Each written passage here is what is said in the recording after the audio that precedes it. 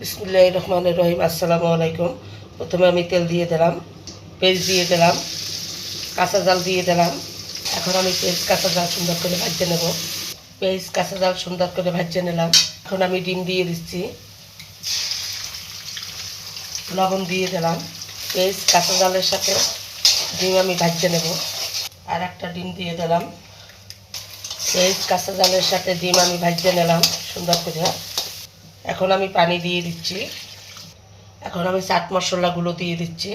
এখন আমি ঝোল উতলাবার অপেক্ষা করব। একটু কালারের জন্য অল্প একটু হলুদ দিয়ে দিলাম, অল্প একটু মশলার গুঁড়ো দিয়ে দিলাম, জিরার গুঁড়ো দিয়ে দিলাম। এখন আমি লুডুসগুলো দিয়ে দিলাম। লুডুসগুলো সুন্দর করে নাড়াচাড়া করে দিলাম। আমার লুডুসটা রান্না কীরকম হয়েছে কমেন্ট করে জানাবেন। আজ আমি লুডুস রান্না করলাম।